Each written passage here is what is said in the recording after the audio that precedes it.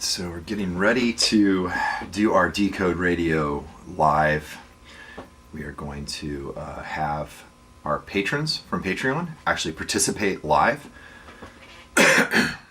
Every now and then, I let this be live on YouTube so that people from the outside can see the cool stuff that we do on the inside. Hello, Mike Vera.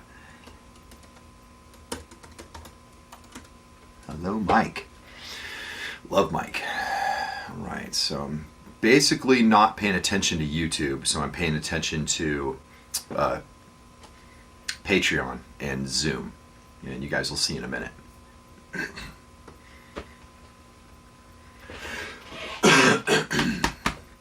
Got a cough, get everything ready when I go live.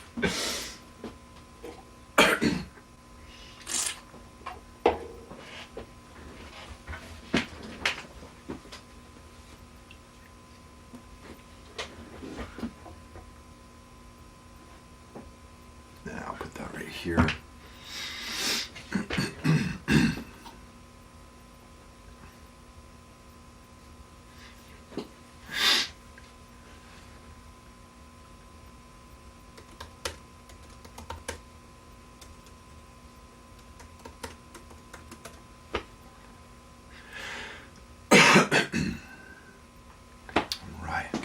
Waiting. It's 11. Let's get Amir in here first.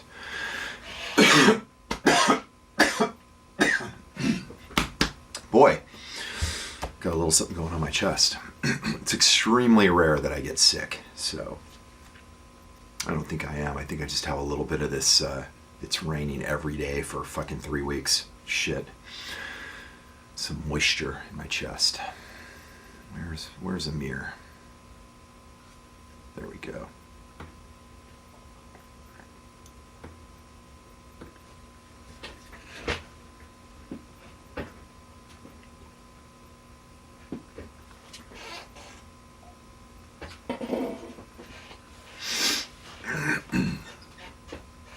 I like some of that new stuff you did on the songs. I'll go over it with you later.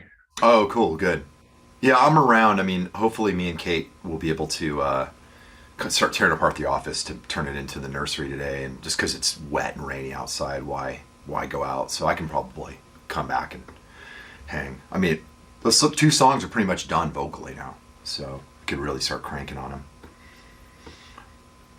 them. Everyone's waiting in the room. I don't have your video. Oh. Cool. I'm hardwired on my laptop, but I'm not on my phone, obviously. So okay. That's probably why it... Definitely not cutting out. So I have about 100 up, 100 down. I'm actually live on YouTube right now, so just keep that in mind. You're all welcome to, open that up on your phone if you want to read it, and you can actually answer people. That might be helpful. I can't wait either. Christy. Cool. Got a lot of people watching on YouTube as well. That's cool. All right, so I'll start letting people in right now, letting it all populate. I'll get the song going. I'm going to admit all and hit play. You ready? Yep. Okay. Cool. Here we go.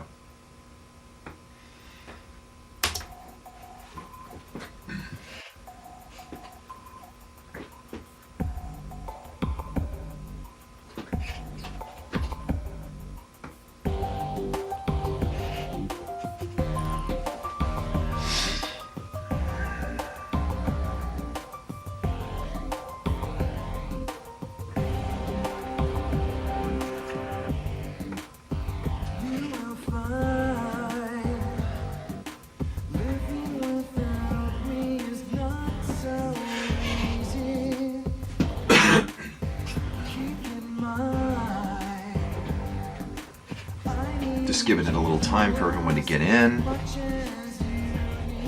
Simon's bringing his excellent haircut again. Looking super handsome.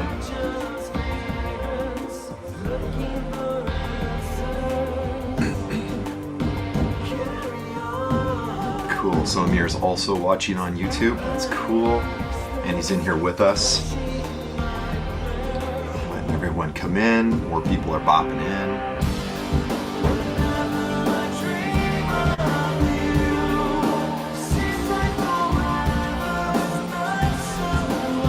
Hey, hi Kathy. Powell, hi Sean. Jeremy. Hi Eric. Hi Kevin. Hi Chris. Ellen.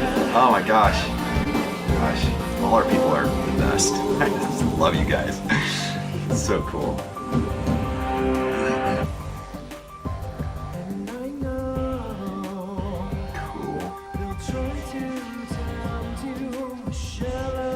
Choppy internet. Well, I hope it does too, Simon. I'll explain, at least on my end, why there could be a little chop, but I don't think it's me. I do have 100 up, 100 down right now, even though it's wireless. But I actually don't have wired internet right now. I don't know what's going on. I think it's my router, but it could be also 3 weeks of solid rain. But then why would my wireless work? I think it's the router. So I'll get a new one for the next. Everyone else hears me okay and hears the music? Okay, thumbs up. Good.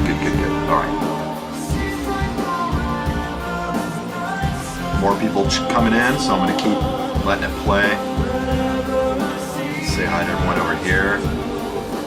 Hello to everyone joining us here.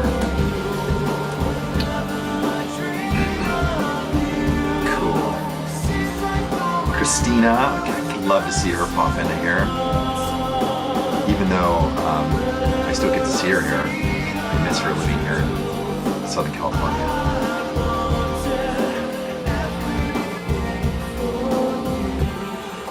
Cool. Got Ellen, Rob, so cool. Damon, yes, awesome. I got Kevin twice, which is weird. Maybe he's on his phone and his computer. That's pretty cool. What up, Ishmael? Ismail? I'm fucking American. America. Can't say anything right. Yes, okay, Kevin's on twice. That's cool. I like it. Pretty close. Thank you, brother. I appreciate you putting up with me.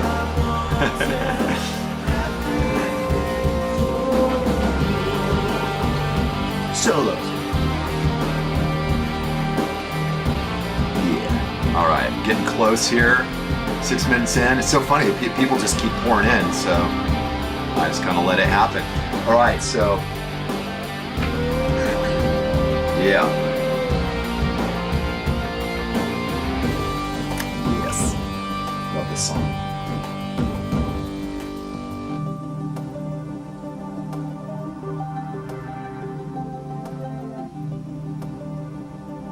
All right.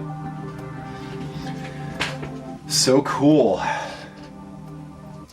Such a fun song. Guys, how are you all? I have Amir to my left over here at his house in his studio. I'm super happy to be here with you guys. Always super fun. And I'm glad that this song won out. I know this song's a bit of a juggernaut for us, and we actually used to play it live.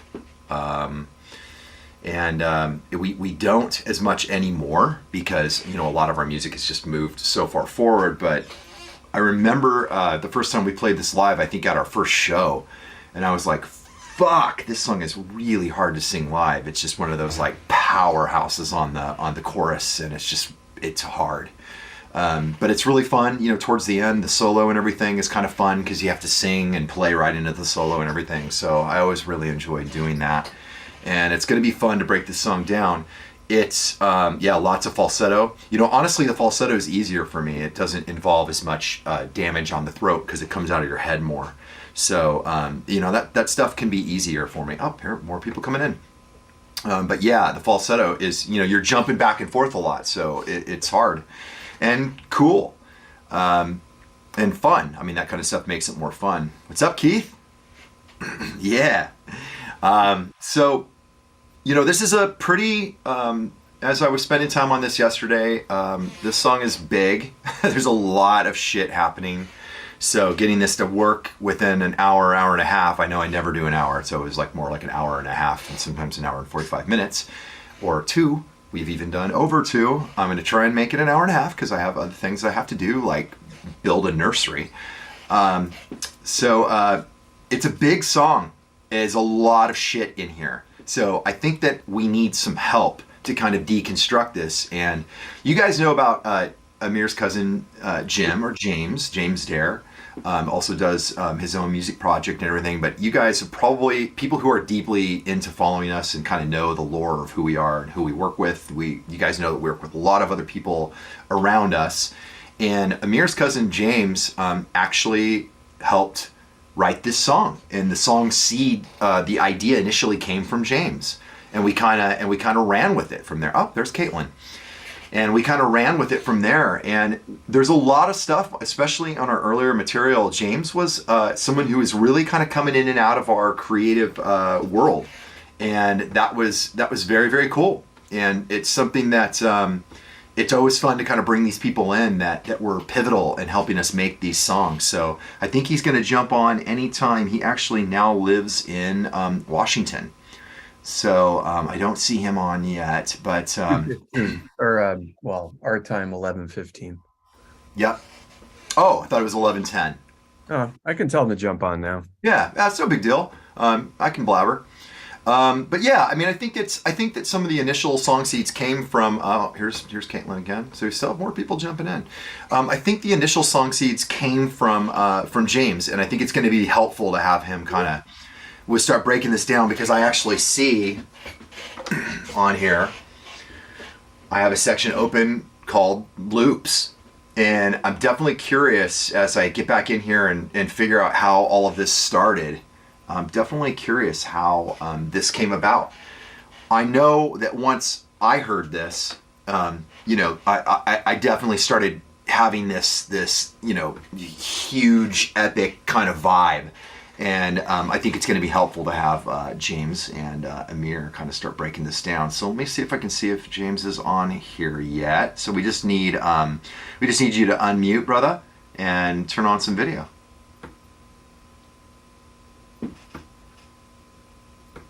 He's there.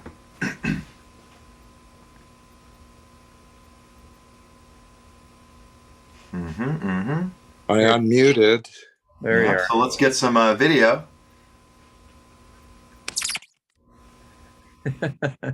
Sorry, there we go. Don't see you yet.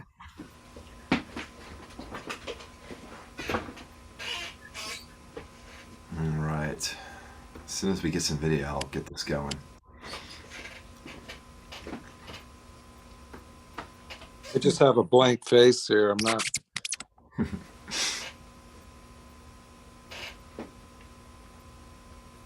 You have to just like unmuting, you have to make sure your video is on. There should be a little camera that you have to uncheck.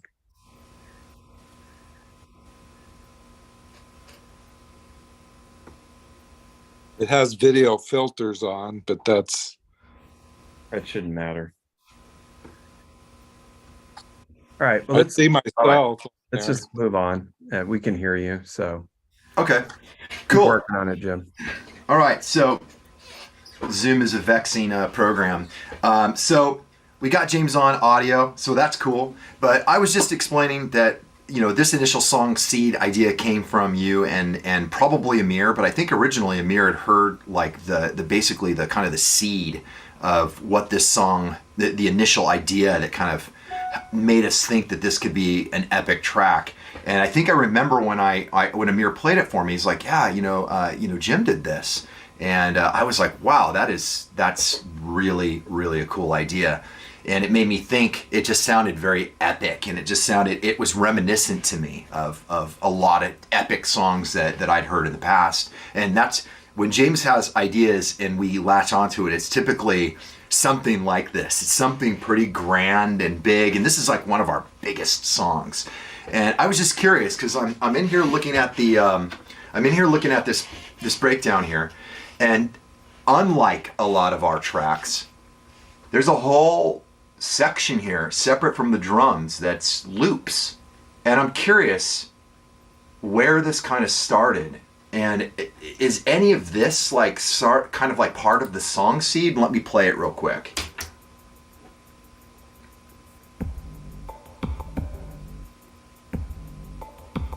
And this is just the loops.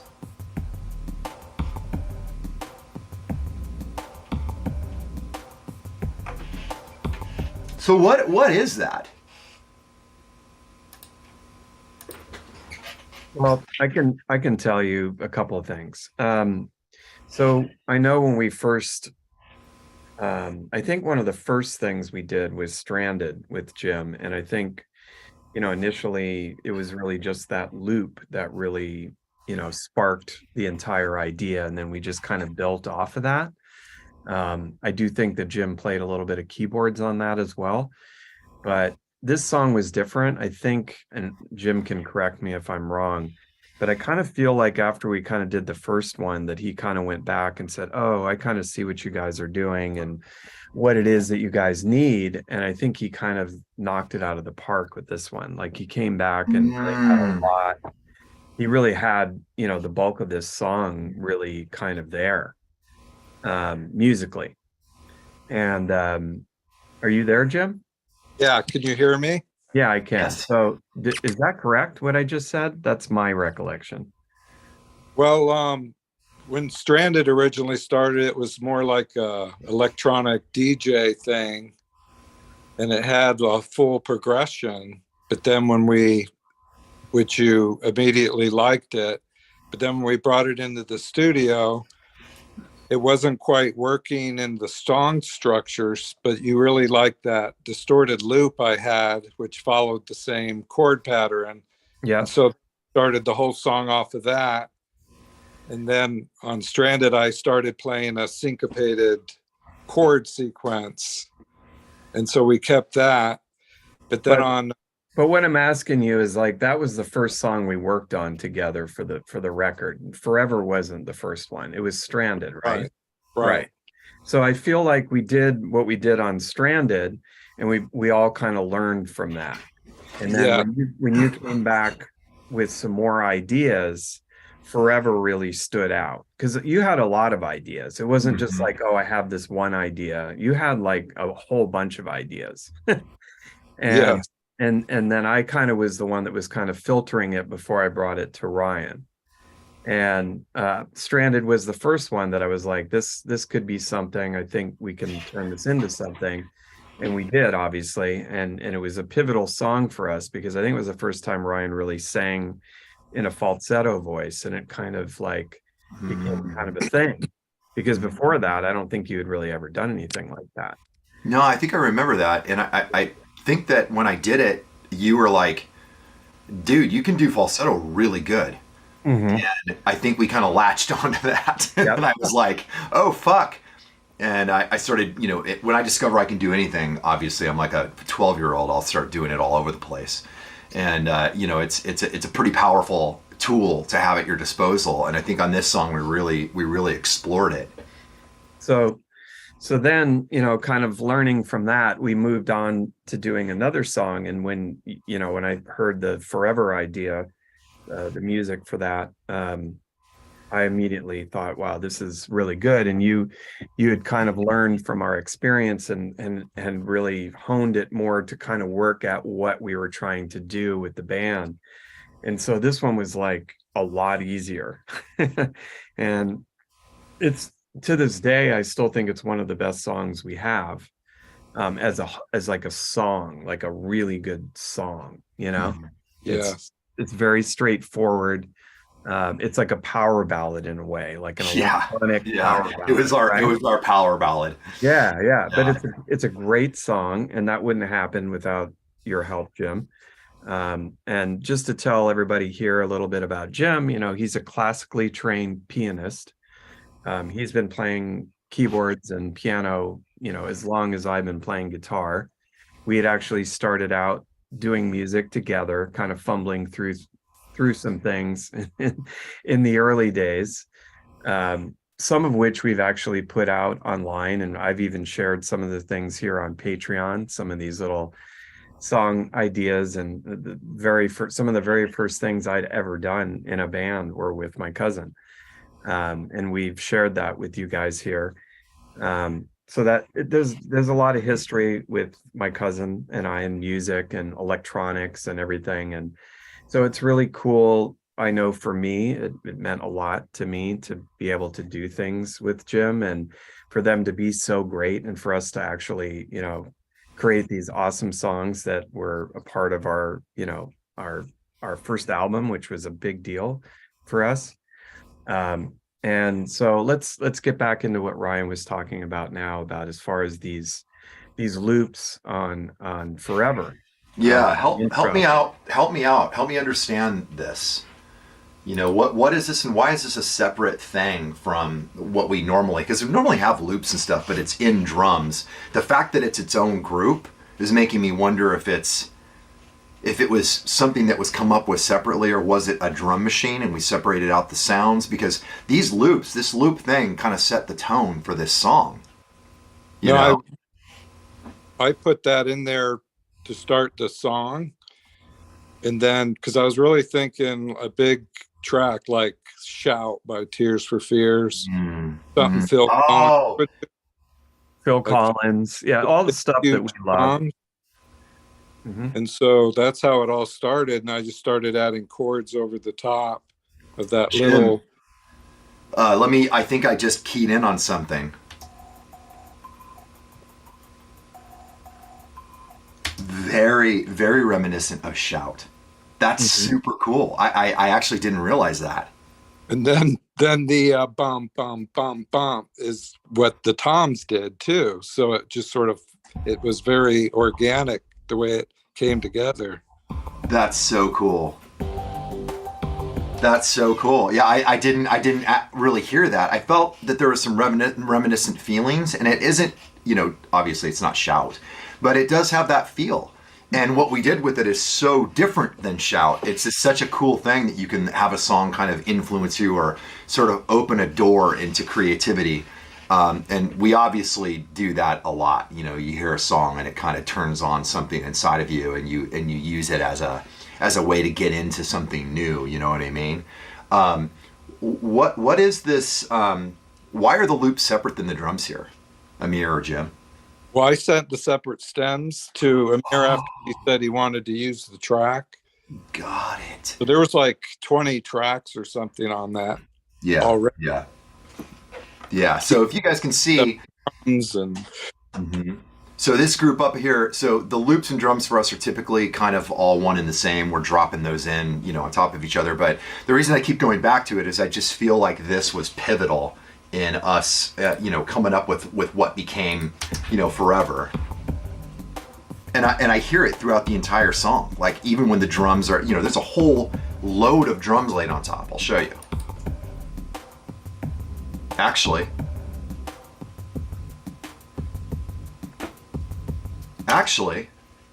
not until here. The chorus. Wow. Okay, so that's what I kept, it's kind of funny because when I was diving into this and I was trying to look at it, because whenever I get ready for these sessions, I get the song, open, and I sit in here alone and I listen to all the tracks, and by the way, there's some nuggets in here I'm going to share with you, and one of them gets to Damone's question here about Chester. I always find all these nuggets of things that make me remember how things happened, or lead to questions as how did things happen, in this song, just seeing the loops separate, and now I'm realizing, oh wow, almost the entire song is the loop. That's the constant through the whole song, and then of course the drums come in on the chorus, which is that's pretty cool. It's pretty ballsy. It might be why the song is so dynamic.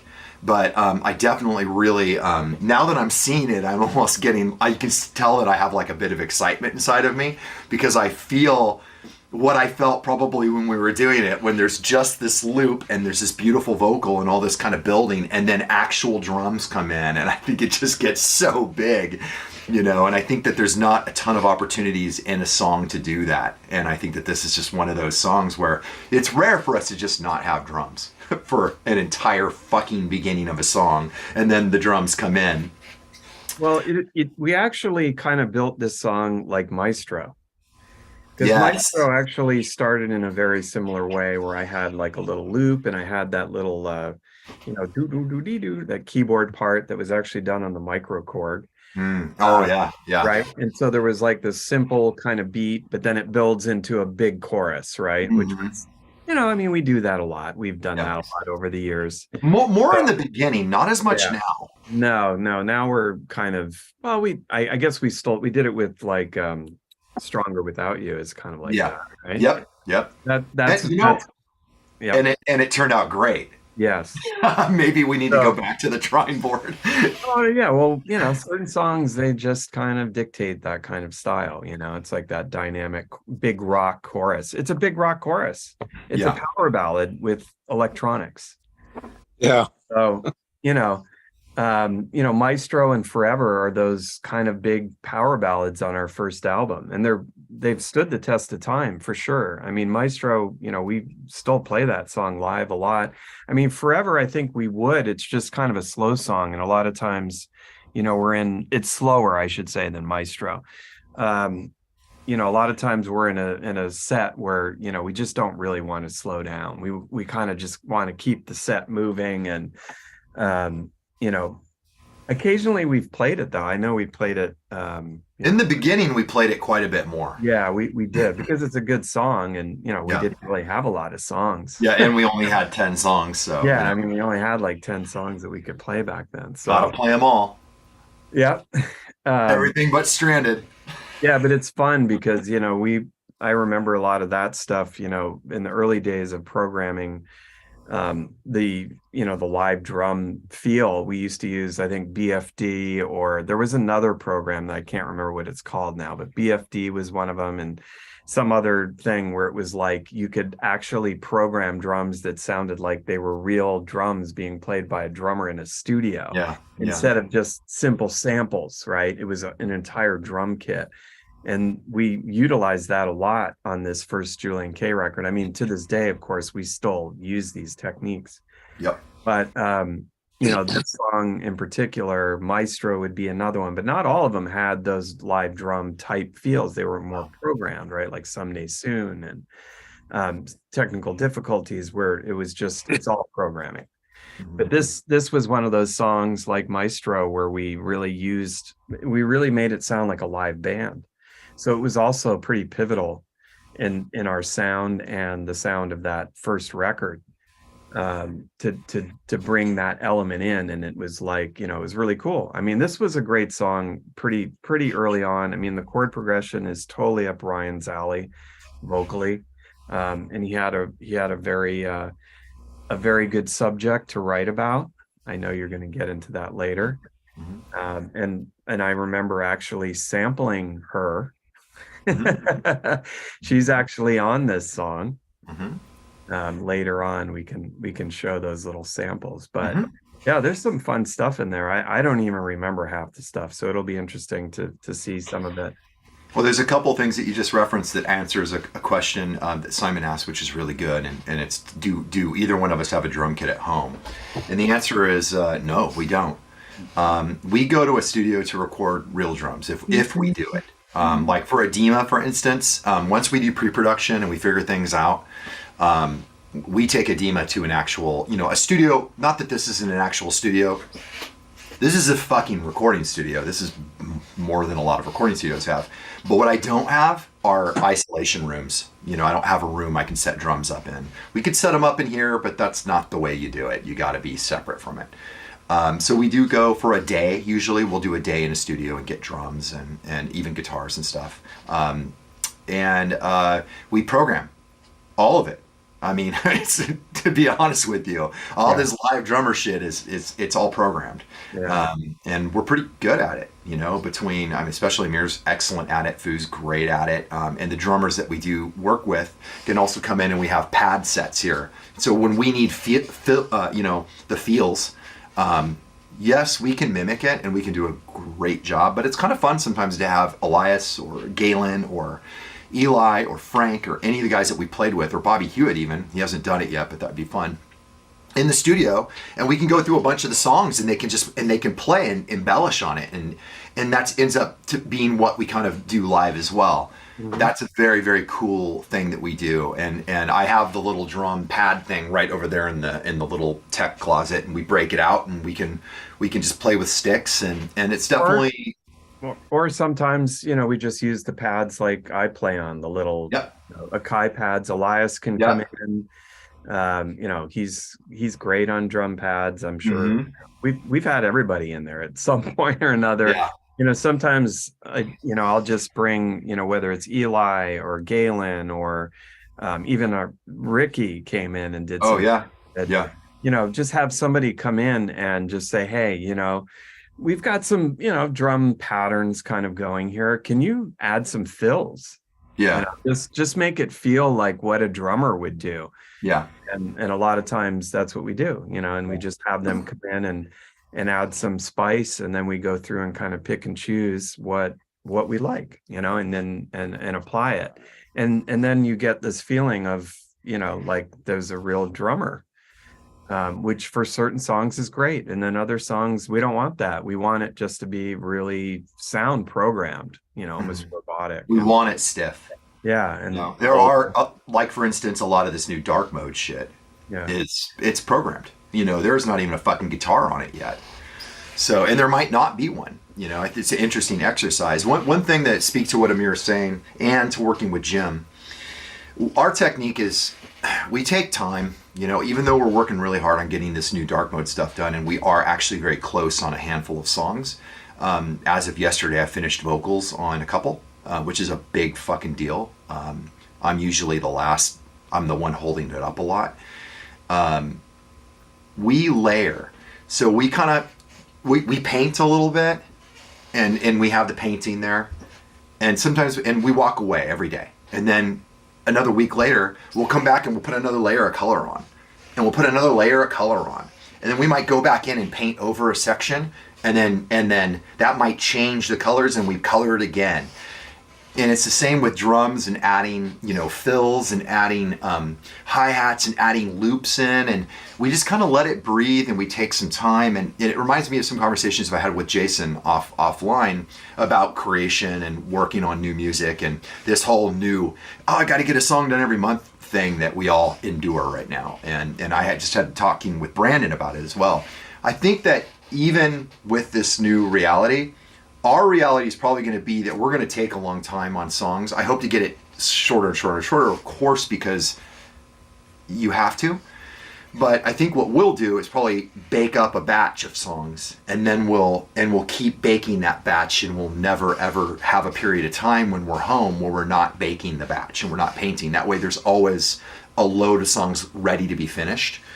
But it won't ever be that we're turning over a song every month. We'll probably be turning over a batch of songs, and then that's how we're going to put them out. What that allows us to do is give these songs the time to breathe, and the time for us to go in and paint the stuff and all that kind of stuff, while simultaneously knowing that we can't ever have couple month long periods where we're not opening up the computer and writing new material. So I think that's how this will work for us. And as we're talking, it makes me really think about how much layering we do, and how much this process for us is going back to it and then walking away and coming back to it and walking away. And lots of offline questions I have with, and talks I have with some of the people here on these squares. So I have another question from Damone online, and his hand's raised. So I'm going to go through the one on text first. Ryan, as I recall, Chester was a major influence on you becoming a lead vocalist. If you don't mind my asking, what did he think of your falsetto? And I'm going to go ahead and unmute you. Oh, you are unmuted. Good. So chime in anytime. Chester thought it was great. Every time that he would kind of work with me and I would discover a new area that I could do, he would, on the side, him and I, or when we'd go doing something, or he would just nail me down on it. You got to do that. You got to look, did you hear what you did? You can do this now. If you can do this, you can do this. If you can do this, you can do this. It was always like, if you can hit this note, then you can hit this note. And I always loved that, because that really helped me over the years learn that if you can do one thing, this one thing is right next to the other thing. So I use that technique a lot. Like if you can do this one thing, then you could certainly figure out this other thing, and you just keep going. It's never ending. So Chester was huge in that. And as we go, we're going to actually, there's a little kernel from Chester in there, which I think is going to be really fun it gives you a little glimpse into his brilliance when it comes to melody and stuff. And it really shows what his involvement was with Julien-K, like his little influences and stuff. And I think it's really cool. Honestly, I think that his influence that I'm going to play for you guys was pivotal in making the song cool. So hit me with your next question, Damon.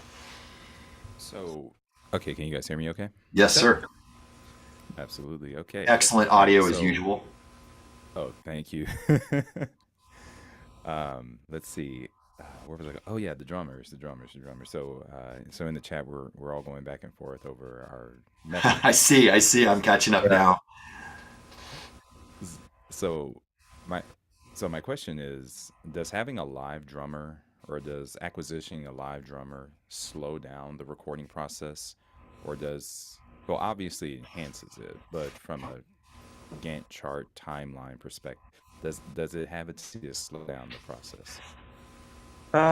Both. It depends on the situation. If you're in a studio with a room, a live drummer can make it much quicker.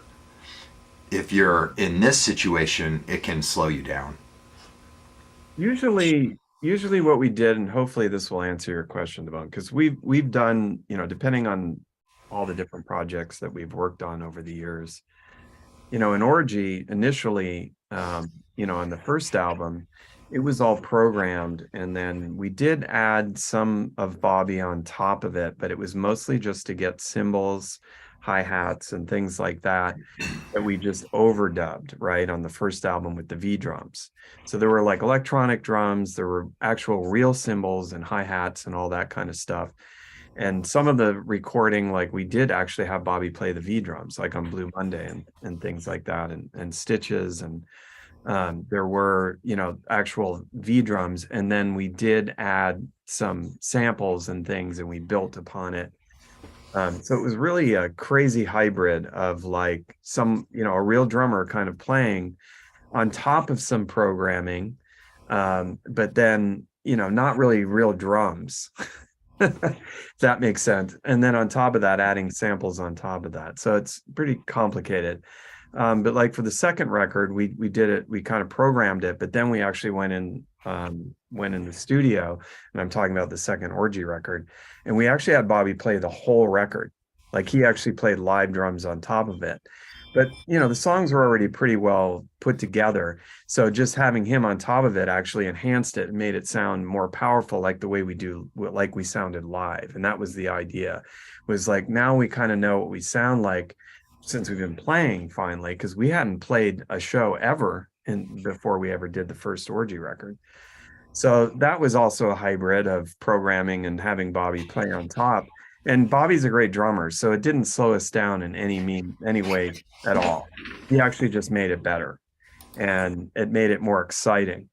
So those were completely different ways of doing things. Now, with Julien-K, we've never really had the luxury to be able to go in the studio and spend the couple of days or whatever it is to have a drummer just go over all of our songs again. And we've never really had that luxury. We don't have, these huge record budgets and all this. So somewhat out of necessity, we just kind of decided we're going to just program this. And then technology came along that allowed us to add these like real drums that sounded like real drums on top of it. So it sort of eliminated that. But of course, at the same time, it gave us way too many options and also takes a lot more time because, although all of us can do programming, but, between the three of us, we're probably like an okay drummer versus having, a great drummer come in and just go, well, how about this? How about this? How about this? Like someone like Elias or whoever, Galen,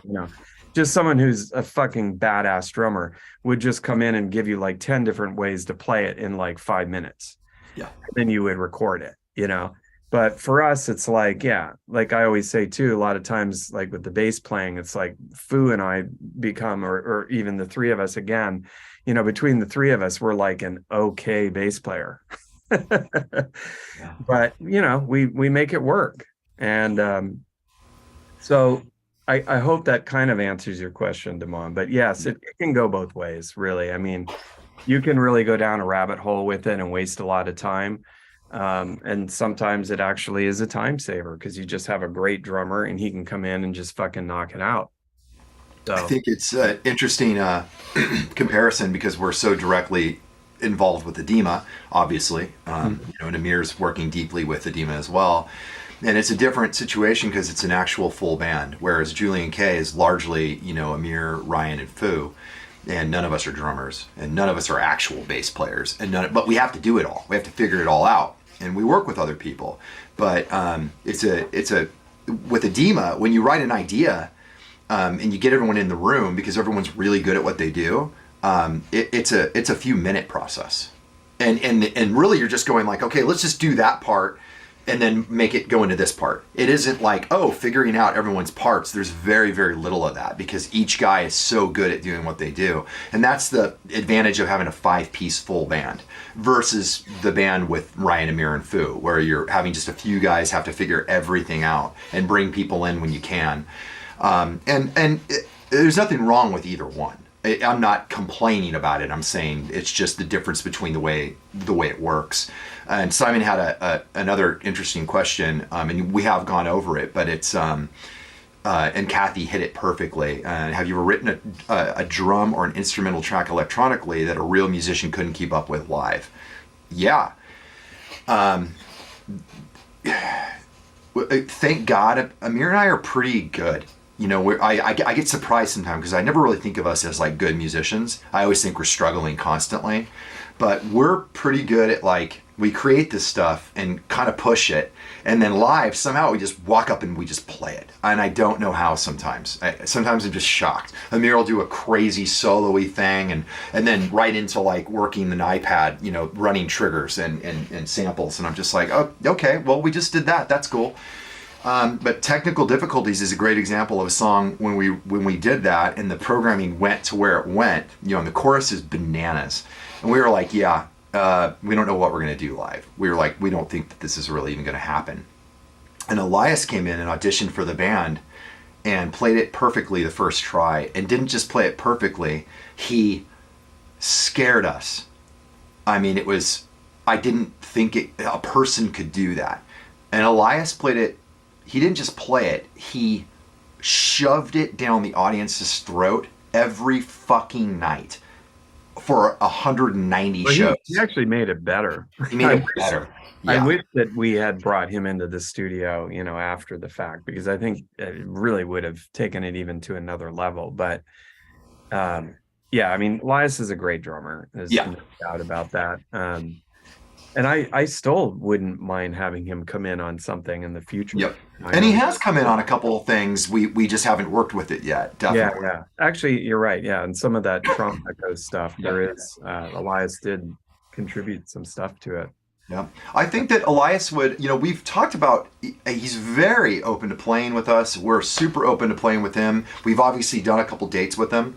But the issue, is, and it's not an unfortunate thing because we love Galen too, but, you got guys like Galen who are, part of the business right now, and you can't just sort of, sideline everyone to bring in another person every time. So that's one of the reasons that he hasn't been literally touring with us, because he would tour with us. So it'll just depend on if Galen gets something with Lords of Acid or something and it doesn't line up. And then that's a great opening for Elias to come back in. But these guys that we play with, including Eli and Frank and everyone, we're still very close with all of them. And we're talking semi-regularly about performing with them. So that's how friendly we are. It's all very cool. But Galen is really part of the business right now, and he's crushing it. So it's just very hard to kind of just swap people out when we all do this for a living. We make a living performing, and so you're messing with people's life. You got to be careful, or else Elias would definitely be part of, I even thought, man, could Elias come play and Galen? That'd be so cool. Yeah, but then you're getting a little cray cray. But that's just how fucking ridiculous I am. So all right, let's keep on going, because this song is big.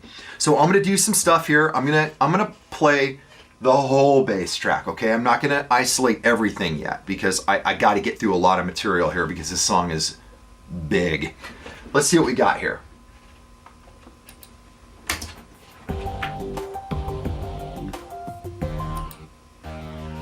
All right, so obviously a layered synth bass. You guys, who have been, participating in these sessions for a while, understand how we get our bass tones. I'm gonna guess the expander got used on this, the Oberheim. Yep, OBX and an M2000. Oh, how funny. Yep, layered right on top of it. So just for another little class on how we do a lot of our tones, and my God, you guys are going to get an earful when you guys hear Dark Mode, which has some of the best big synth layering that we've done. I mean, you can see a little bit behind me. There's a bunch of keyboards out, and there's keyboards all behind me that I had to move out of the way. We are doing some shit. I mean, it's powerful on Dark Mode. So let's start with this. First, this is the Oberheim. All right. Now we're gonna lay the M2000 on top. Hear how it just kind of fills it out? And that's only two cents. So normally we can use 3, which will really 3 sometimes is the magic number for some of this bass stuff we do, including kicks. From what I've noticed, Amir will often use a kick that almost on its own doesn't sound like it's it, but it's kind of like the mid, and then he'll use something for the attack and then use something for the sub. And he often will do the same for bass. And I always think it's really cool. One of the things that I'm really enjoying about Dark Mode right now is some of the melodies now are getting these like stacks of synthesizers. And it's just, I challenge anyone to get some of these tones. It's going to be so fun. Super excited about this. So let's take you to where we actually get into what I think is going to be some actual like synth bass in here.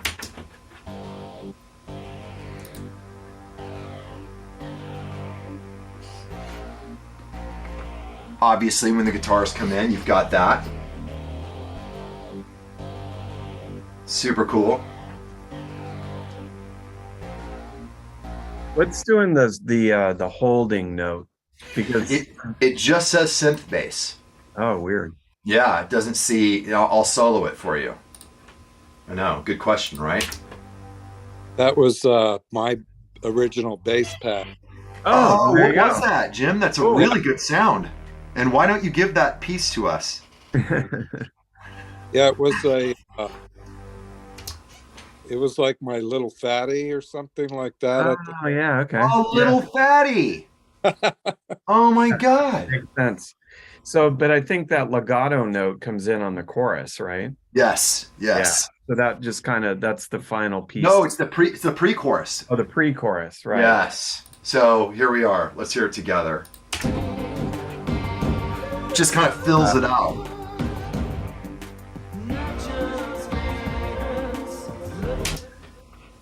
What's in the chorus, bass-wise? Let's find out here.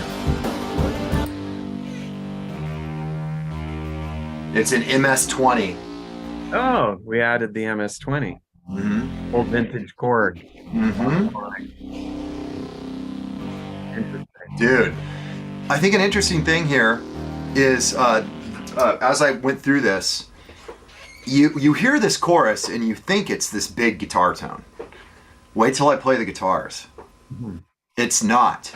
It's actually kind of a Rage Against the Machine type of feeling in that, and I don't know if a lot of you know this, but Rage Against the Machine, the tone is the bass player. The guitar player, Tom, does not have that, like, the tone that you probably think that he does. It's actually a lot thinner and a lot more kind of percussive, and it kind of adds the melody. The bass player is playing so good with Tom that it sounds like it's the guitar doing that, and it's not. Well, this song doesn't, it's not a whole lot different in that regard. You can see this is almost all-encompassing. I mean, you don't have to do a whole lot more on top of that to make that massive. And I mean, that's pretty powerful. Let's hear it all together. All the guitar is doing is giving it the crunch, but the punch and the low end and even some of the low mid is the bass. And I think that's a really important lesson for anyone that does music production is I think a lot of people who want to get a heavy guitar tone really focus on making the guitars real heavy, and that's not the whole thing. You're dealing with a whole stack of instrumentation, right? And don't ever forget what the bass can be. And that's one of the reasons we often will do a live bass in addition to synth bass, and we kind of layer it together, because for us, we just feel like that's a very full, rich, and punchy sound. So super cool. I didn't realize, Jim, that you had a little fatty. That's wild. Yeah, and also the sequencing part was influenced by, believe it or not, Linkin Park's "Crawling In." And, no way! That's cool. Their other first hit. What part?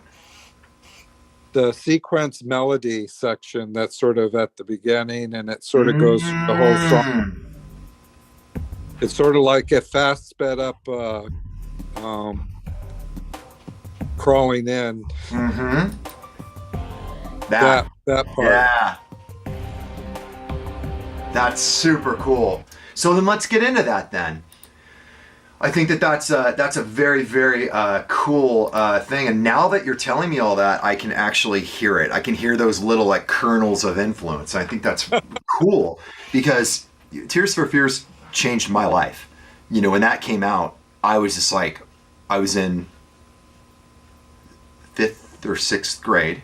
I was still getting picked on, by people.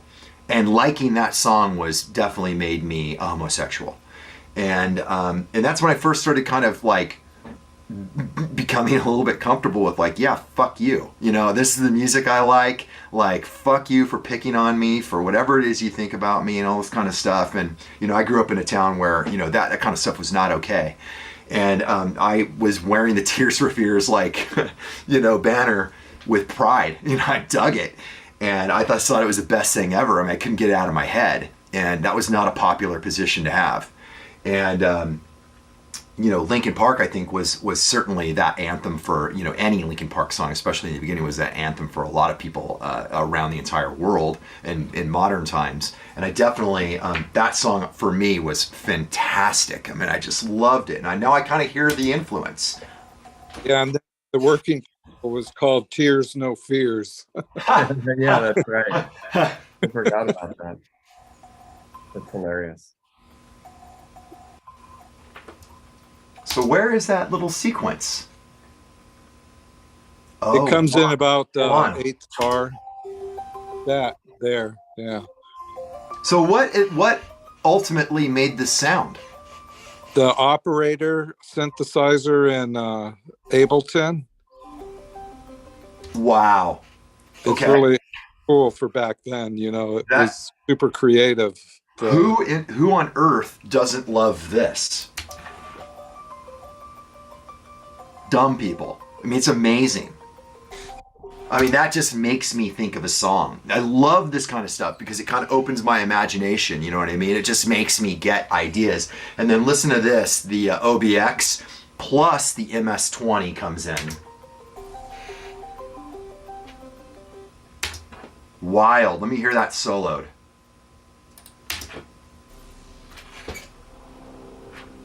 Yeah, that's really, really cool. So that's 2 sounds layered on top of each other.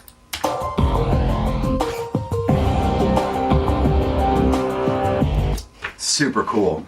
Yeah, I mean, it's a pretty minimal intro to the song. There's not a ton going on. A lot of space isn't taken up. And I think that's one of the reasons why you can really get all the depth out of that melody, that sequence that you did. And I'm going to go back and look at that operator in Ableton now. It's pretty interesting. Are you still using Ableton as your primary workstation? Yes, I do. Okay. Yeah, I use Ableton too, and I really enjoy it. When you come back out here, we'll have to work together and have some fun. We started a bunch of the dark mode tracks just as a fun experiment when Fu came here. Fu and Amir kind of knew that I was messing with Ableton because I'm just learning how to speak different languages. And we started most of the new songs that we're working on right now in Ableton, like a group of 4 or 5 songs. And we just did it over 5 days, just crushed out some songs in Ableton. And then we turned around and dumped them back into Pro Tools, because it's always going to be our finishing, playground is going to be Pro Tools. But yeah, so it comes in here and there. Just picking up the song. Super cool parts. Sounds like it's had some pitch and time correction. Yeah. It's a little garbly sounding in that part. Okay, here we go on the chorus. It says clanky piano. Super cool. God, these are got like arpeggios. That's so cool. I mean, what the fuck?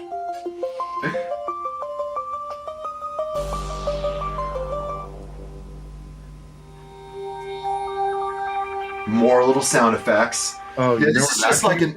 from? I know exactly where that came from. The Hartman neuron. Yes, the neuron. Yeah, that's the Hartman neuron. I Wow. remember hearing that. It's like So just this is more- like a master class in arpeggiation and how they all work together.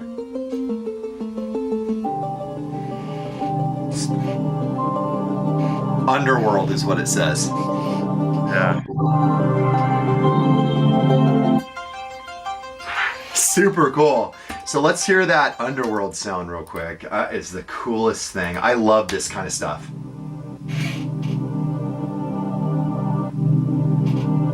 Okay. Wow.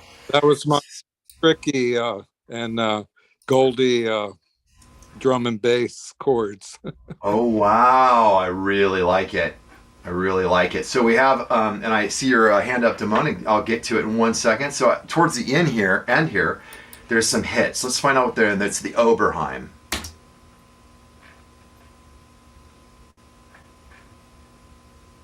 And, oh, sorry, guys. Ooh.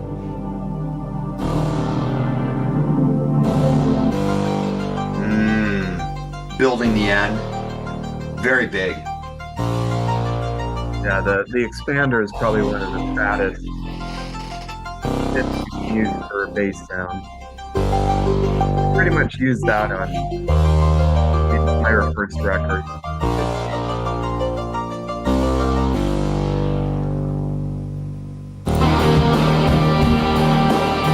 So it comes out there because the solo comes in. So you want to make room for it, right?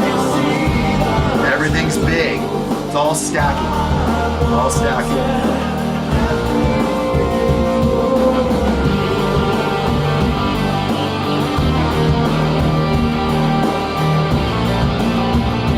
So you can see this opening here for the solo. That's something that we always do. You guys remember we're working on a It Fuckers special edition with Uncle Ryan the other weekend, and we did like a full writing session on vocals. Well, and I told you that all this stuff that I'm doing for you guys is going to be different. Well, it's all very different now.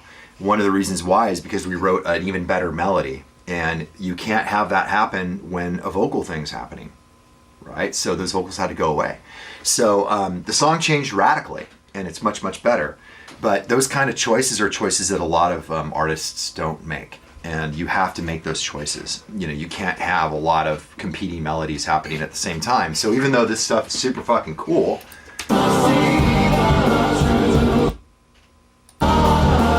sorry, I keep hitting the wrong solo. Super cool. Gotta come out. It's gotta come out if you're gonna feature another part. You know, you can't just let it all go. So anyone in here, and I know a good chunk of the people on here mess with music, and that's awesome. You know, that's a lesson in kind of like, you know, things are going great, everything's awesome. You can't just let it all go. You got to pull things back out. Amir's really, really good at kind of making sure that always happens.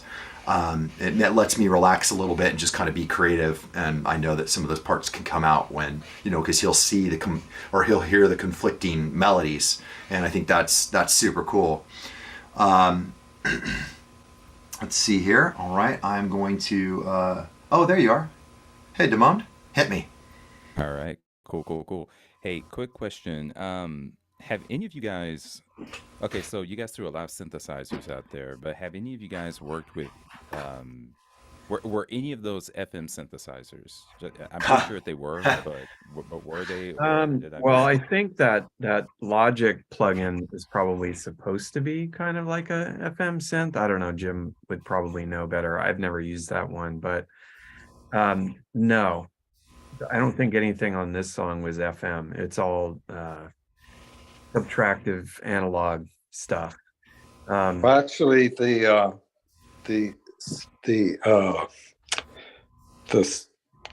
sequencer that I put on there, that's an FM synth, That's what I was saying. the operator. Yeah, that's what I just said. Oh, okay. Yeah, I think the plugin that you were using was based on it sounds very FM. So Yeah. that would be the only thing FM. All the bass stuff is completely just analog fatness. James, Synthesis. I think that to kind of round about your question, we are a very FM synth band, though. I love those A synths. lot of our stuff is FM synth, and a lot of the stuff on dark mode is pretty strong on the FM synth mode. It doesn't mean that we aren't using subtractive synthesis and everything. Of course, we are. I mean, I have a Sub 37. I have a sub 37 back there and some other stuff that definitely we've used on some stuff. In fact, Amir, I opened up that song I nicknamed Axel F. It's still in Ableton.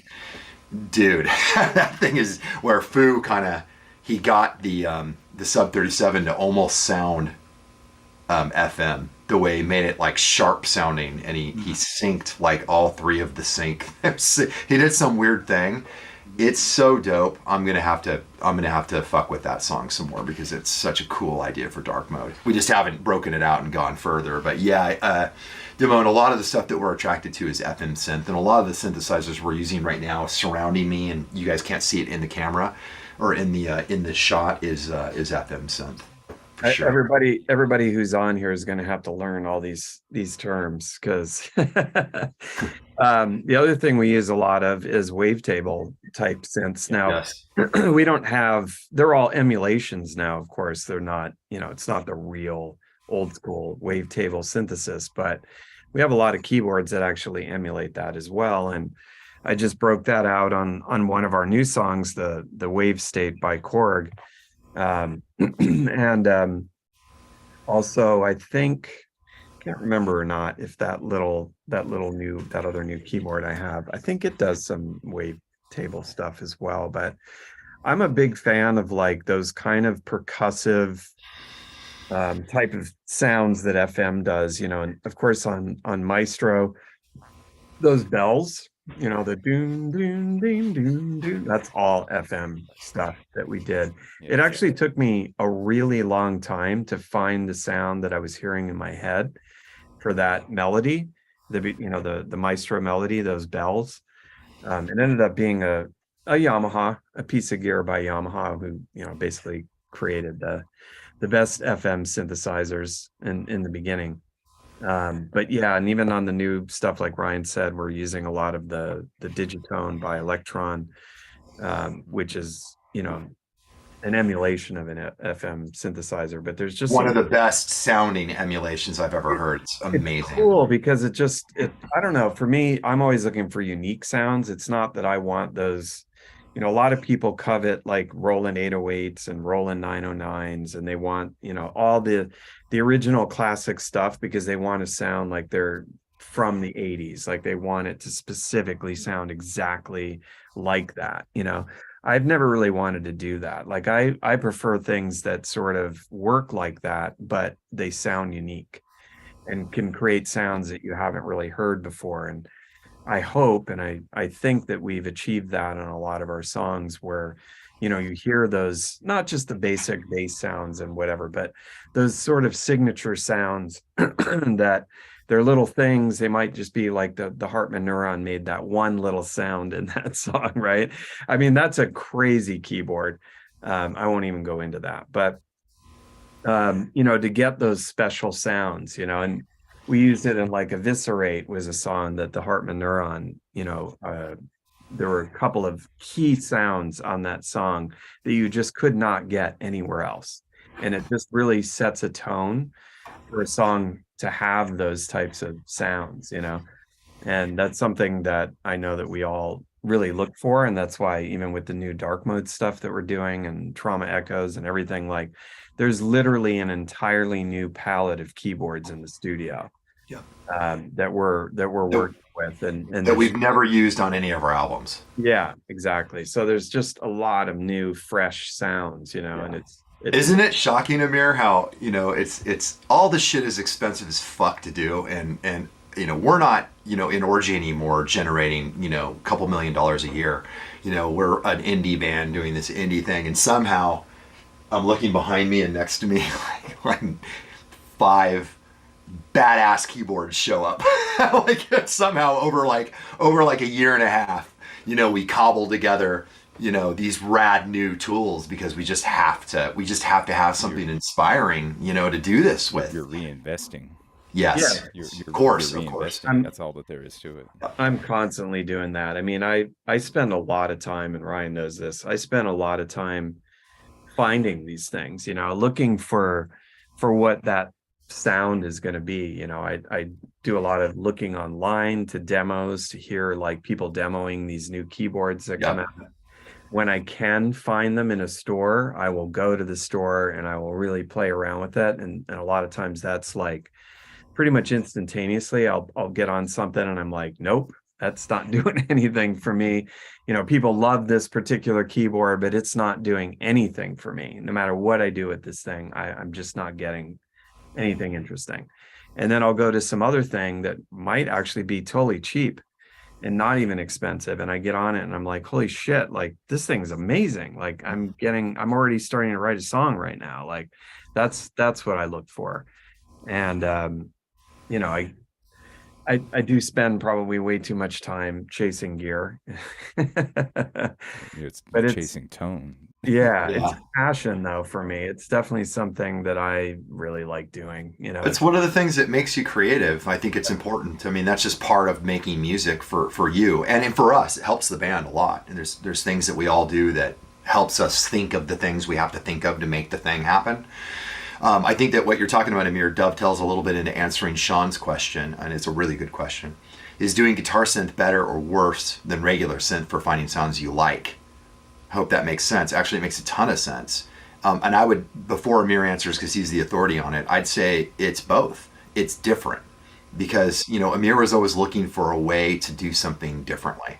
And, almost like we don't know what's better or worse, but we know we want to be different. That was the foundation of Orgy. We didn't really know what we were trying to do until we started, getting out there and playing, and we started figuring out who we were and how the band sounded. In the beginning, we just knew we didn't want to sound like all the fucking nu metal bands out there and grunge bands. Grunge was still a thing then, and now it is again, actually. But Nirvana, the shadow of Nirvana and Smashing Pumpkins and Soundgarden and all of that kind of stuff. By the way, I love all those bands and I love all the nu metal bands. We just knew we wanted to be different, and so Amir came in and was like, "Yeah, I'm gonna play guitar synth." We were like, what are you talking about? And I'm sure Amir can take it away from there.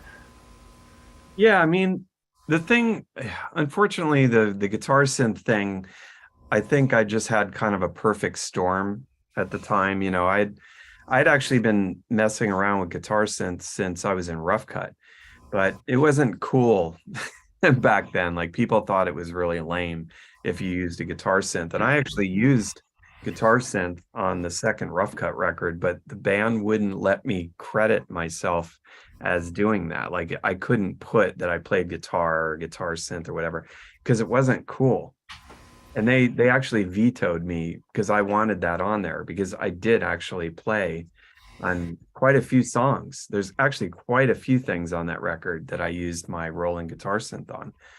So when, doing Orgy or whatever, for whatever reason, I just thought maybe now's the time. Maybe I can pull this off and do something really different, because I didn't want to just play guitar. I wanted it to be crazy. And in that time, there were people like Tom Morello and the guys in Korn that were making crazy sounds with their guitar. And I thought, well, fuck, if I could have a synthesizer attached to my guitar, like the sky's the limit what I could do then, because I always loved synthesizers and never really got to use them. So for me, this was my way to finally, be kind of a keyboard player and have synthesizers and whatever, but disguise it in this new metal, like in a way that no one had ever done before.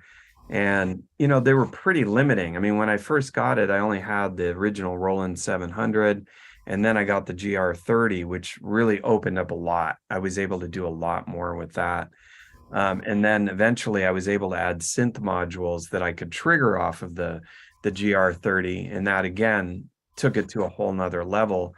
So it was really cool. But then at a certain point, it kind of became like, where do I go from this now? It's like, it just got a bit like I kind of had created a thing and I just kind of stuck with it at that point. So nowadays, I think, when we started Julien-K, I really wanted to be able to explore playing synthesizers and not hiding behind just a guitar, adding it in or whatever, that we could actually just really use synthesizers and have that kind of sound from the very beginning. So, and I think that, being able to use all these keyboards and all that, obviously there's a much bigger window of things that I can do than what I was doing or what I can do with like a guitar synthesizer. And technically it just didn't really make as much sense anymore, because it was so complex and having to carry around this giant rack of all this stuff. I mean, it's even now, like I wouldn't do that. It's just not practical to have this kind of a setup anymore. So it's not even really practical. I mean, sometimes I've done it in the studio where I'll break something out, but nowadays I can find those kind of sounds a lot easier and don't have to have all of that equipment and everything. So hopefully that sort of answers your question. I know there's not really like a specific thing, but I think that, just being able to play all the keyboards and being able to create just right on it, right there, right now, to me is just a lot easier and less limiting. This answers one of Damon's questions, which I want to say out loud because it's a good one. And he was saying that when he did guitar synth, he would use the MIDI to go into other modules. And yeah, that's exactly what Amir did. He had different synthesizers rack mounted and was playing those along with the guitar tone. And he also had a really cool way to split the tones off together to front of house. All of us did that. So we had he had like this synth mixed with like a hyper fuzz, and I had a guitar with my effects separated, and it was really, really cool. So what we were doing in Orgy was pretty. I still don't know a lot of bands that are doing what we did. It's pretty interesting the way we got that sound. So let's get into actual guitars, which surprisingly on this song, kind of interesting. They're pretty much. It's not really the biggest part of the song. Let's come into these what looks like some swells, and I see some like Jim guitar LL over here, so it's like left, so it looks like some little hits that Jim was even doing too as we were collaborating.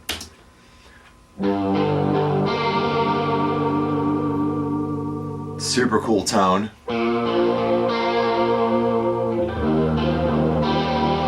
I mean, I love that.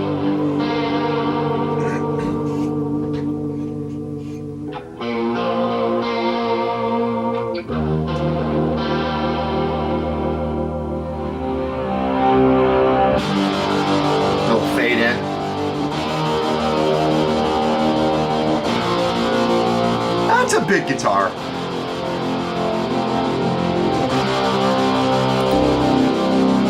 But add in the bass. Huge.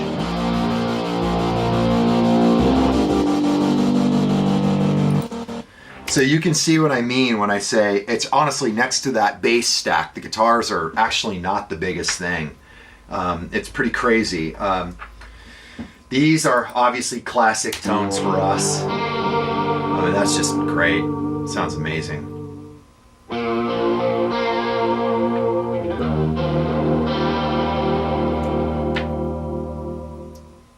Super cool. And then we're going to come into this fade in again, which we can do live really well.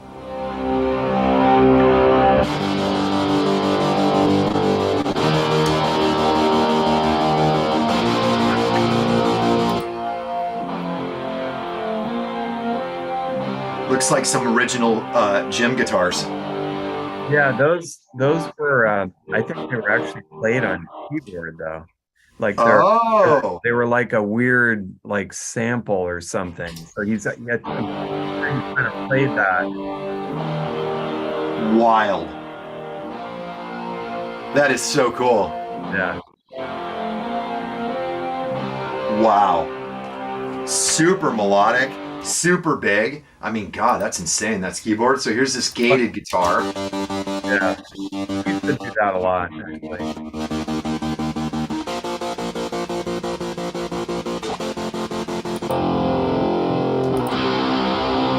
And then the, classic Julien-K guitars.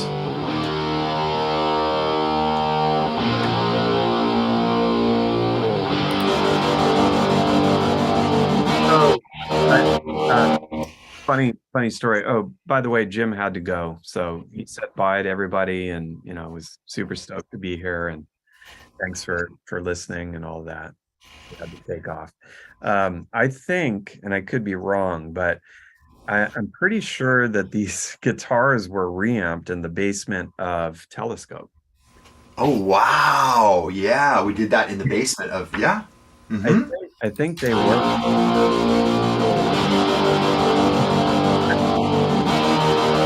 They sound good. Yeah. They're punchy. Yeah, I think, I mean, honestly, I can kind of reamp shit anywhere. Mm-hmm. Mm-hmm. As long as you have a good tone, because, it's all close mic'd and whatever. Mm-hmm. But I kind of feel like that's what we did. I could be wrong, but I don't think we went to NRG and we didn't go to Matt's studio. No, we did a bunch of reamping down there. Yeah, I know we did some Dead by Sunrise too. Mm-hmm. Mm-hmm. Yeah. So it's probably done in the basement of a friend's house. So now we're getting into the solo. Let's see how that sounds here. Oh, actually the break. Oh, I love this.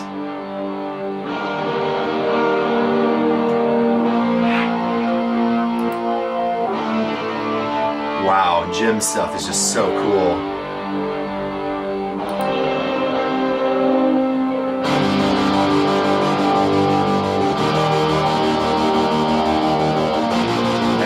Back in again, the whole stack.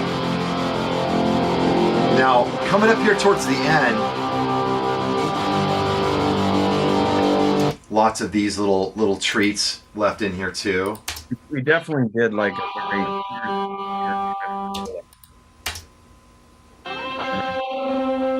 lots of just odd notes.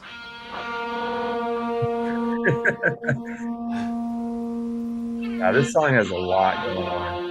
Yeah, so you can see this whole big stack here. Now, here towards the end, this is kind of where you can let it crescendo. You can kind of see here that we just left everything in. We're like, okay, cool, Ryan's going to do a solo thingy. Let's just fucking turn everything on.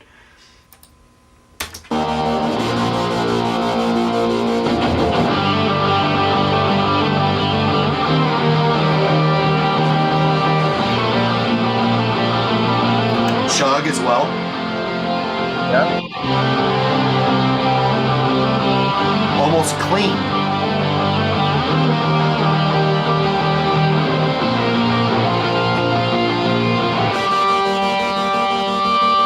Right, so that chug is just to pick things up there at the end, and it's really small, but it makes a huge difference.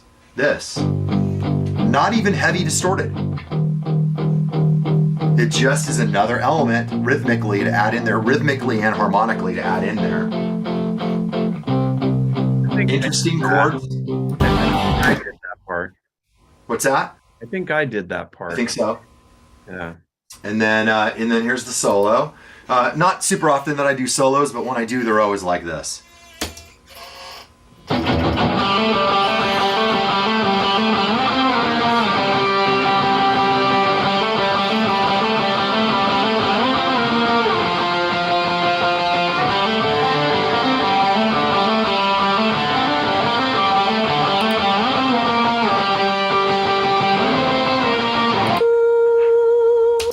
So, kind of a funny thing. When we started playing this is when I first started realizing that, oh, I think I could sing and play. I would start doing, we were getting to a point, we started playing a lot live and we started getting really good at being Julien-K. I was actually able to do this live, do the solo and sing this.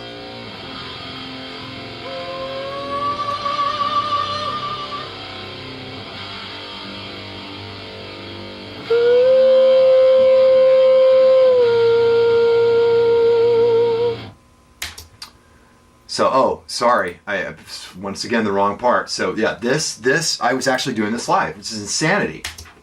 Oh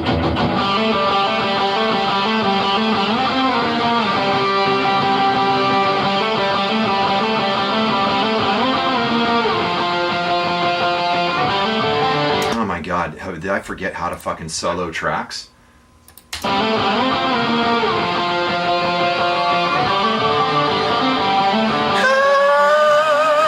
Insane.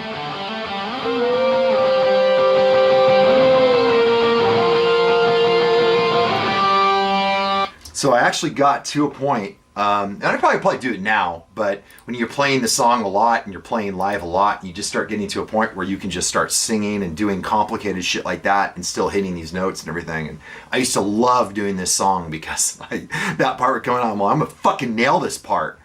And it's such a high note, and you have to almost go full voice, and it's rad. And you almost can't do it quietly. You have to fucking scream that shit. And it's super fun solo to do. I love doing that live. It's tricky to sing and play, and that's always really fun when you can figure out how to do it. So let's get into, unless there's more questions at all, let me kind of catch up here. I've been looking at them as well. Yeah, awesome. Answering some of them. Got Wes coming in. All right, so, yes. I mean, if they knew the song, they definitely would do that with me. It was really, really fun. All right, so let's get into the vocals. So we have, funny enough. Okay, so there's so weird. So there's so I see what's happening is there's like in the folder, there's a different hierarchy than normal. There's like the vocals, and then there's another folder before it that says the same thing. So that's why I keep soloing the wrong shit. It's really confusing. So typically, vocals would contain all the vocals, and then when you open that up, all the vocals would be labeled. There's like a duplicitous file that's confusing. So I keep going up and hitting what I think is everything, and I keep not soloing the vocals. So there's something really funny that is called silly. That's what it's called in the fucking song. We'll find. Let's find out what this is. Real quick. Okay, I don't know why that's called silly.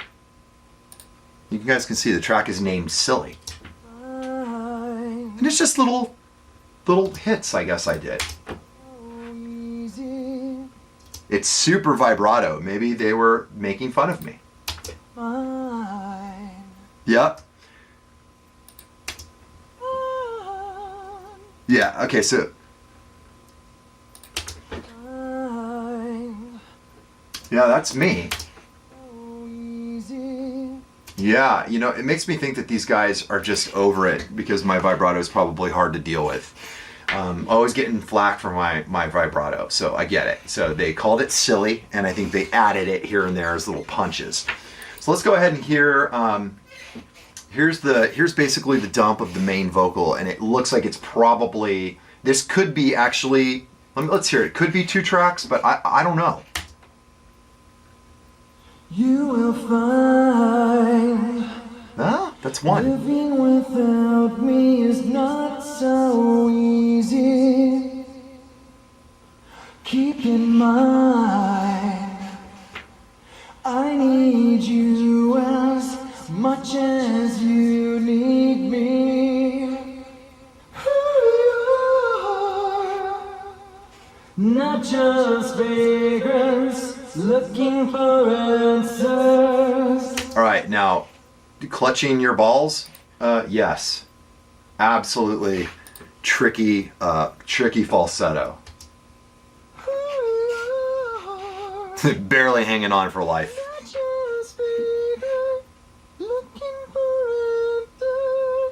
Okay, so you can also hear that the S's are cut off. That's the Amir little trick. So I'll zoom it in a little bit and show you guys.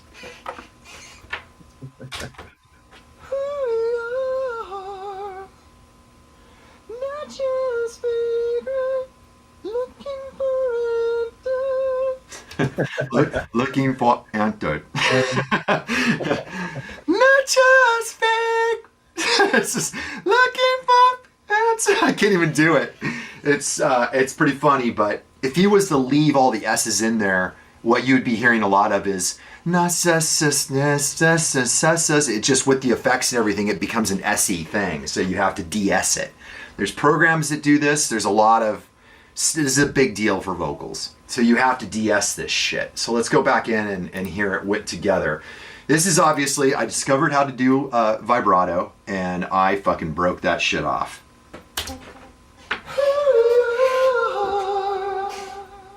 Not just vagrants looking for answers.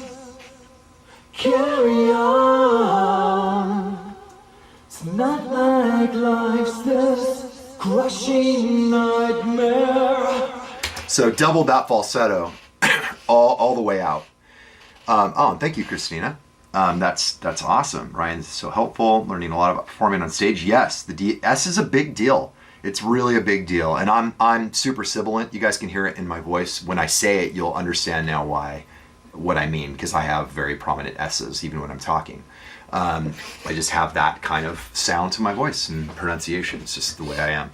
But it's something you got to deal with in the recording process. So obviously, when I discovered I could do falsetto, I had this whole new way to be dynamic. And this was a great vehicle. This song was a great vehicle to do that on. And I obviously ran to the races with it. And Chester was definitely involved in this because I see a really cool track here on the vocals, and it's a really great example of him kind of coming in and adding and helping us kind of shape elements that become fantastic. So let's listen to the chorus vocal. Whenever I dream of you, seems like forever is not so long. Whenever I see the truth, I wanted everything for you. Pretty cool. But what makes it even cooler is this part over here where it says Chester Harmony Idea. So this would be him in the room with us, suggesting really cool harmonies. Just kind of, he'd be sitting in here with all of us, just like we would go from a Dead by Sunrise song right into a Julien-K song. It was very normal for us to just be working together. And he would be sitting, or he'd run in. He would always be fluting around out in the other room and run in and hey, and yell a part, sing a harmony or something, and that's not too different than what happened here. And here it is. It's very cool. This is me singing it, but this is totally, I wouldn't have figured this out on my own. Whenever I dream of you. Completely contrary harmony. So cool. And I'll play it together so you guys can hear it. Whenever I see the truth. And then it gets even cooler. Everything for you. I'm a little out of key, even. But, it is what it is. We weren't so slick with everything, maybe at that point. So together. Whenever I dream of you, seems like forever is not so long. Whenever I see the truth. Really cool. I wanted everything for you. I mean, that's pretty cool. It kind of sets that chorus off. I mean, in my opinion, that almost makes it so much more interesting.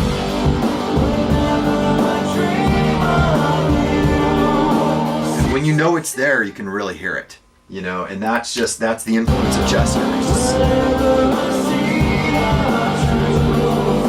Just really makes it just so much more special. And those are things that honestly I would have never come up with on my own. It's just, that's the magic of being able to collaborate and work with someone that incredible and that brilliant and talented. Super cool. Super cool. Hi, Christina. That's so awesome. Thank you. Where is that vocal sample that we did, the Oz or whatever it was? I think it's towards the end. Okay. Yeah, I'll find that. So, And I know verse 2. they'll try to tempt you. And it just sounds like one vocal. It doesn't sound like it's stacked. I could be wrong, I'm sure. It's just one. Darling, let go. There's more to life than broken promises. I've waited so long for you to fall into my arms. Yeah, that's more, that is some fucking hard falsetto. I mean, that's gnarly. I've waited so long for you to fall into my arms. That's gnarly. That's hard. That would be hard right now. That's definitely that's super cool, and that's a huge tool.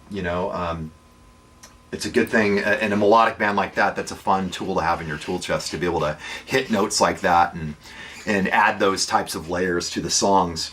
And we do it to this day. I do it in edema, even on the stuff that's hard and heavy. Sometimes I'll still sing a falsetto along with it, and Amir will mix it in a way that just gives it that added layer of depth. Super cool. So let's go ahead and get out to the end here. Soloed. Whenever I dream of you, seems like forever is not so long. Whenever I see the truth, I've wanted everything for you. Whenever I dream Big stacks. of you, seems like forever is not so long. Whenever I see the truth, I've wanted everything for you. No reason to feel so lost and alone, when all I want is to see through these clouds of doubt that are in me. Whenever I dream of So super cool. And what Amir was alluding to was, so we have a track here. It's actually called Emily Bounce. Pretty funny. So this is my ex, Emily. And she actually showed up on this. A lot of people that are in the studio or around the studio or hanging out with us, typically you're going to end up finding yourself on our albums. And that's just what happens. Caitlin's on a lot of stuff that we do, and you know that Caitlin's performed with us live as well on more than a handful of occasions. She's actually really, really fucking good. And whereas Caitlin, you would have actually sing, because she's a good singer and even a good writer. She's got a good tone and everything. Emily's not a musician at all, but the whole family's here partying, drinking, having fun, and what do you know, we end up kind of like sampling a stack of her and tuning it. And then we get towards the end here. So we just take these things because we think it's a cool idea, like to have like a female voice in there, and just get in there and tune it. So you can kind of hear what a vocal sounds like tuned and what a vocal sounds like more natural, right? So the more you kind of tune things, the weirder it sounds. But you can use it in a way that makes it more like a musical instrument. Hip hop artists and some pop artists use the tuning in a way to make it almost sound like it now. They kind of, I think Cher made that popular. Do you be love after love? Right, so that's like a weird tuning artifact, and they just made it a thing. And now it's really, that opened the door. Everyone's all, oh, tuning your vocals is fine, and everyone went way overboard. So tuning vocals can be either a tool for music, or it can be something that you just go nuts on it, and it's ridiculous. So obviously, if you're a singer, you want to kind of keep the tuning to a minimum and just use it to kind of keep things, in an area where it's working. You might miss a note, or you might just be a little flat on stuff, and you go in there and you adjust it all, and that's totally fine. And it doesn't really change the way it sounds. But if you get in there and tune it a lot, it sounds artificial. I actually have a big influence by artists like Yellow and Art of Noise from back in the 80s. Mm-hmm. And they did a lot of stuff where they would manipulate the vocals. It was basically sampling. And, old school samplers, when you would change the pitch or, play different keys, you would sample one sound, but then you would change the pitch by, hitting a different key. And it would morph the sound. Like, it would change the key, but the sound changed. Like, there's artifacts and things that would happen, but it gave it a sound. And I've always been fascinated with that. I love it. And like, we also did that in, is it Institution? What's the song with the, Yeah. Yeah. So we basically take Ryan's voice.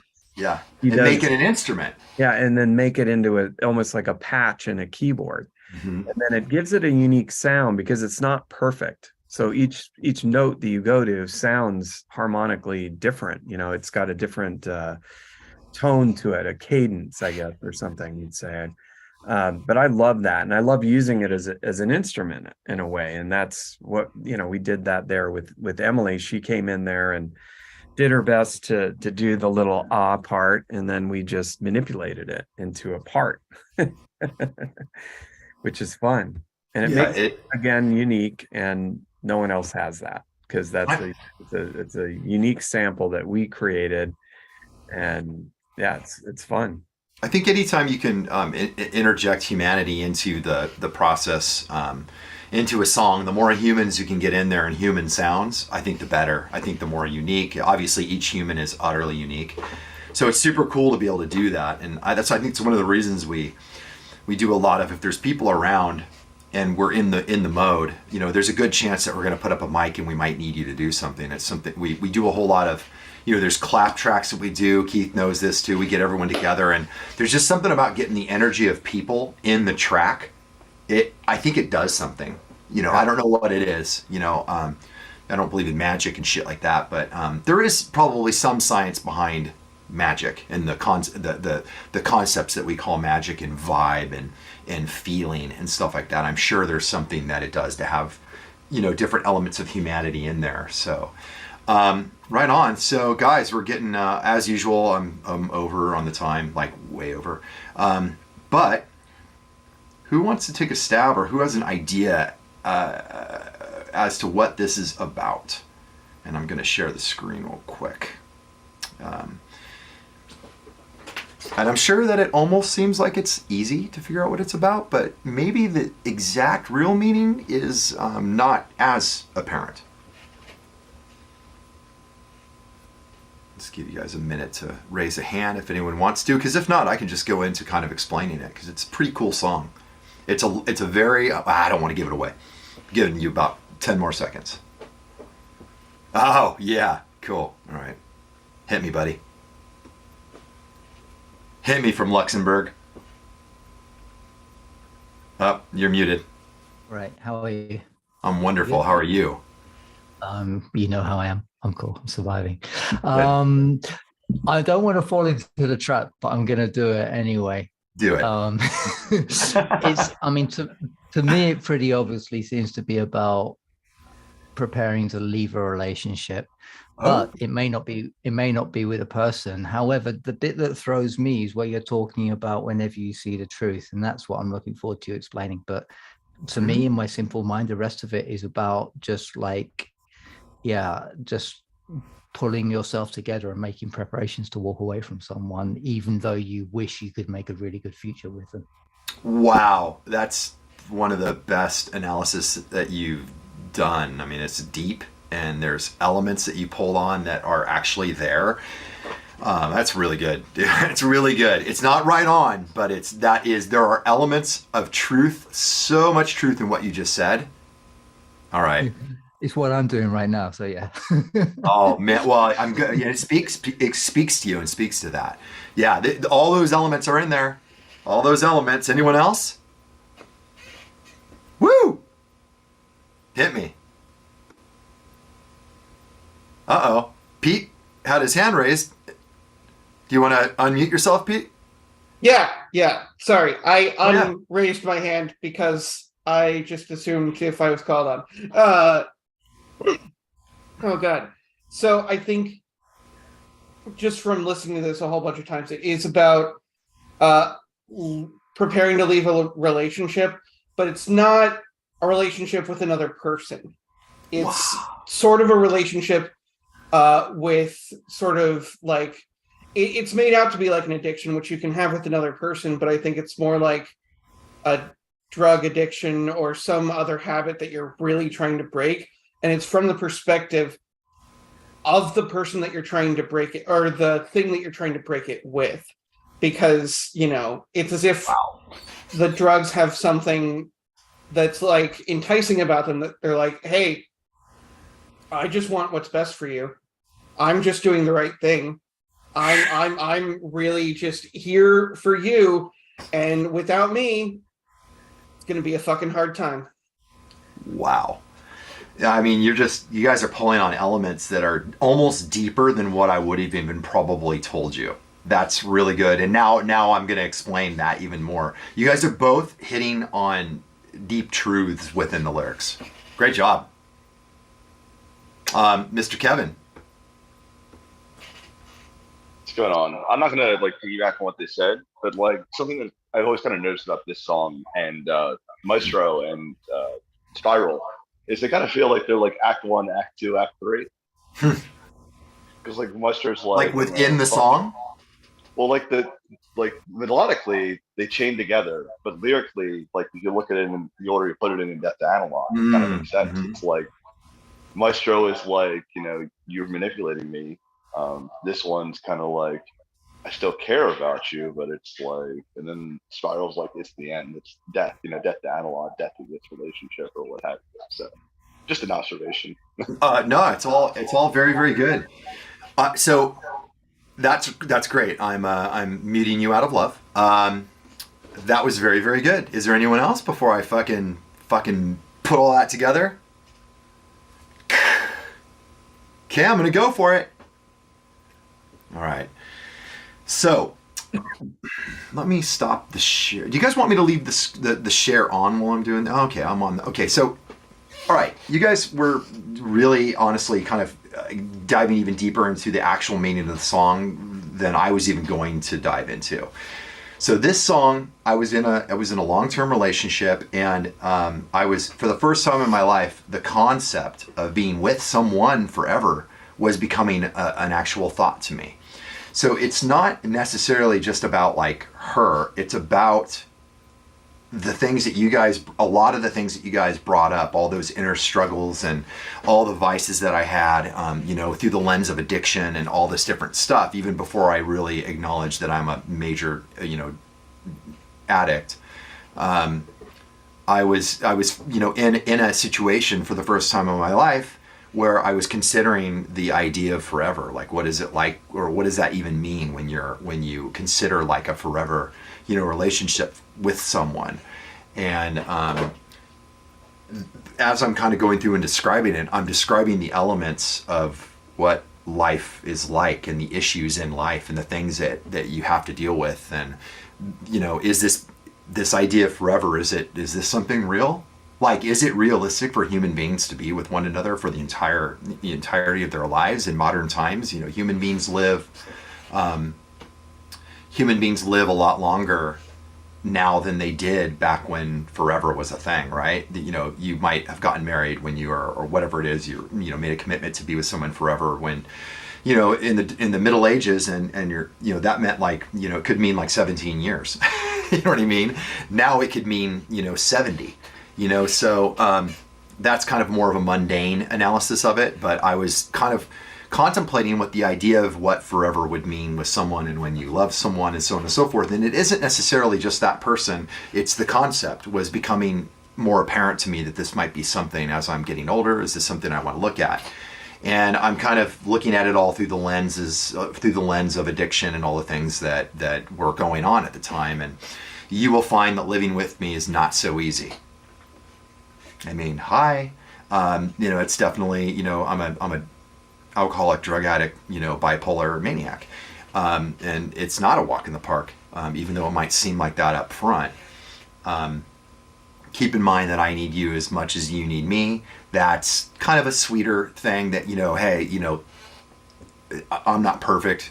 Being with me won't be easy, but keep in mind I need you just as much as you need me, right? So there's some sweetness to this too. The song's not meant to be mean. It's not necessarily evil. Who we are, we're not just vagrants looking for answers. That means we're not just, as time goes on here, we're not so lost. We're not just homeless, mentally or emotionally homeless, looking for answers. We kind of are starting to understand things now. Carry on. It's not like life's this crushing nightmare. You guys have heard me talk a lot about my philosophy on life and problems and things like that. And believe me, I've let my problems crush me, but in the past, for sure. But I've come to realize through all sorts of therapy and meditation and life and living and going through hell. But I already had this kernel inside of me for a long time. And that is that a lot of the shit that we give a shit about doesn't really matter. A lot of the shit that we think is this big nightmare is not a nightmare. It's a momentary situation. It's something that's going on at the moment. And if you look back at your whole life and you zoom back, granted, hoping that you don't have some other insane thing going on with you that is either medical or psychological or whatever, and many of us do. I understand that. In general, though, for most people, if you zoom back, your life is not a crushing nightmare. So stop with the bullshit. It's not. There's situations that go on. There's things that can bother us for periods of time. But in reality, life is not this crushing nightmare. So carry on. Get after it. Start doing the things you want to do. Like, don't marinate in this bullshit. So I was cluing into this attitude that I have early on, 15 years ago.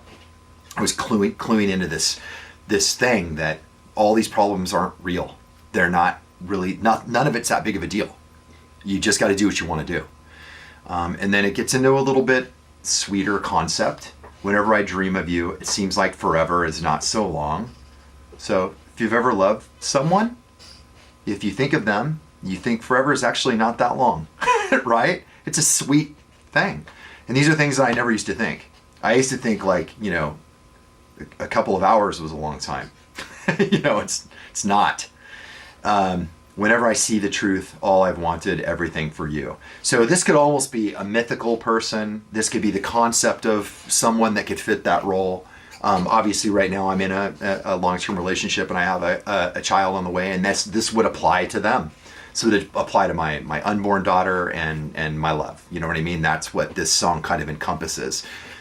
And then, and I know they'll try to tempt you with shallow vices. It means that, in life, that will never end. That will never end. You will always be tempted with stupid, shallow shit.